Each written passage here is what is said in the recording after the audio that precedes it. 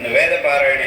ಇಲ್ಲಾಂದ್ರೆ 12 ದಿವಸಗಳ ಕಾಲ ಸಮೃದ್ಧಿಯಾಗಿ 12 ದಿವಸಗಳ ಕಾಲ ಇದ್ದಾದ್ರಿಂದ ಒಂದೊಂದು ವೇದದಲ್ಲೂ ವಿಶಿಷ್ಟವಾದ ಭಾಗಗಳ ಒಂದು ಪಾರಾಯಣೆನೂ ಸಹ ಆಗಿದೆ. ಅದರಿಂದ ಸಂತೋಷವಾದ ವಿಷಯ. ಒಂದು ವೇಳೆ ಅಷ್ಟು ಸಮಯ ಇಲ್ಲ ಅಂತಂದ್ರೆ ಎಷ್ಟು ಸಾಧ್ಯ ಆಗುತ್ತೋ ಅಷ್ಟು ವೇದ ಪಾರಾಯಣೆಯನ್ನಾದರೂ ಖಂಡಿತ ಮಾಡಬೇಕು. ಯಾರಾದರೂ ಆ ಕಾರ್ಯಕ್ರಮ ಮಾಡುವಾಗ ವೇದ ವಿದ್ವಾಂಸರನ್ನು ಸಹ ಕರೆಸಬೇಕು. ಆ ಒಂದು ಕ್ರಮ ಸಹ ಬರಬೇಕು.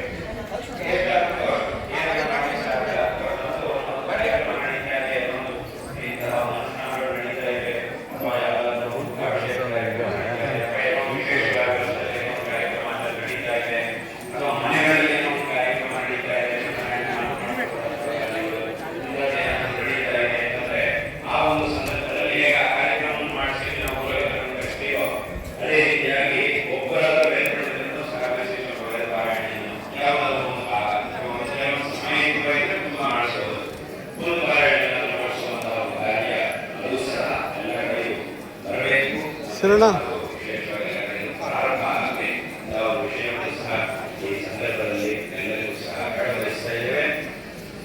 ತುಂಬಾ ಜನರಿಗೆ ನಾವು ಇದು ಹೇಳಿದ್ರೆ ಆಶ್ಚರ್ಯ ಆಗ್ಬೋದು. ಈ ತರ ಒಂದು ವಿಷಯ ಇದೆ ಅಂತ ಗೊತ್ತಾದ್ರೆ ತುಂಬಾ ಜನರಿಗೆ ಆಶ್ಚರ್ಯ ಆಗ್ಬೋದು. ಏನು ಅಂತಂದ್ರೆ ತುಂಬಾ ವರ್ಷಗಳಿಂದ ಆಂಧ್ರ ಆಂಧ್ರದಲ್ಲಿ ಅದೊಂದು ಕ್ರಮ ಇದೆ.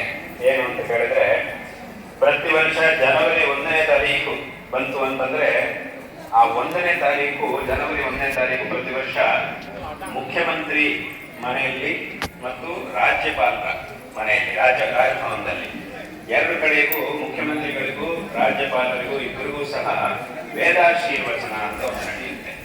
ಅಂದ್ರೆ ಆವತ್ತಿನ ದಿವಸ 1ನೇ ತಾರೀಕು ಜನವರಿ 1ನೇ ತಾರೀಕು ಅಂದ್ರೆ ಅದು ಹೊಸ ವರ್ಷ. ವ್ಯವಹಾರದ ಪ್ರಕಾರ ಅದು ಹೊಸ ವರ್ಷ. ಆದ್ರಿಂದ ಆ 1ನೇ ತಾರೀಕು ವೇದ ಪಂಡಿತರು ಆ ಮುಖ್ಯಮಂತ್ರಿಗಳ ನಿವಾಸಕ್ಕೆ ಹೋಗುವುದು ಅಥವಾ ತದನಂತರ ರಾಜ್ಯಪಾಲರ ಮನೆಗೆ ಹೋಗಿ ಅಲ್ಲಿ ಒಂದಿಷ್ಟು ವೇದವನ್ನು ಪಠಣ ಮಾಡಿ ಅವರಿಗೆ ವೇದಾಶೀರ್ವಚನವನ್ನು ಮಾಡುವುದು ಅನ್ನೋದು ಇದ್ದೇ ಇರುತ್ತೆ.